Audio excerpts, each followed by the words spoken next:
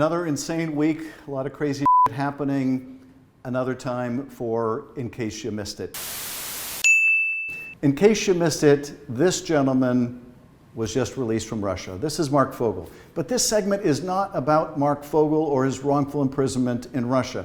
This segment is about the reporter who is not allowed to cover the release of Marc Fogel.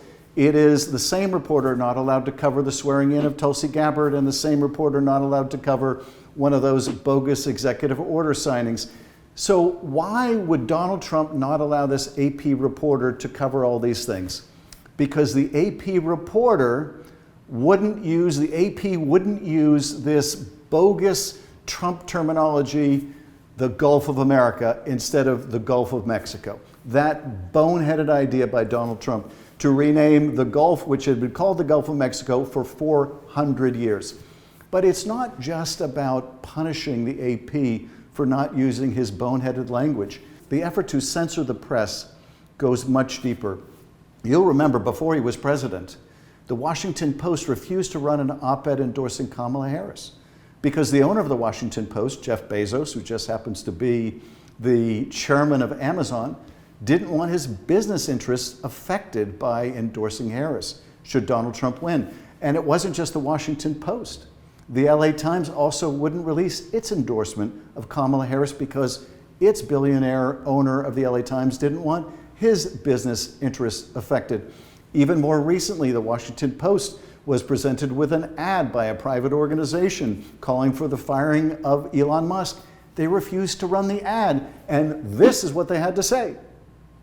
That's right, that's the only explanation they gave for refusing to run an ad calling for the firing of Elon Musk. You saw in the ABC News litigation where Donald Trump was suing ABC News, they agreed suddenly to settle for $16 million, to give Donald Trump $16 million because ABC was apparently unwilling to challenge Donald Trump anymore. He's also suing CBS, claiming that the interview on 60 Minutes with Kamala Harris was unfairly edited. This is the kind that's going on Fox with all their editorial whatever. But nevertheless, he was demanding $10 billion from CBS, $10 billion with a B before he was president. Now that he's president, he's upped that to $20 billion to try to intimidate CBS.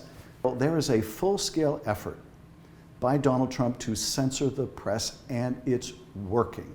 It's working. And this poses such a danger to the American people. We are a country with our First Amendment, proud that you can say anything you damn well please. But in Donald Trump's America, he wants to punish you for doing that. But here's what Donald Trump, King Donald Trump, has to say about that. We have saved free speech in America, and we've saved it strongly. Now, the key to understanding Donald Trump is that he means the exact opposite of what he says. So what he really means here is we have destroyed free speech in America, and we have destroyed it strongly. Well, he hopes to destroy it, but he's not going to destroy it. I'll tell you this, I'm going to continue saying anything I damn well please and stand up to this president in case you missed it.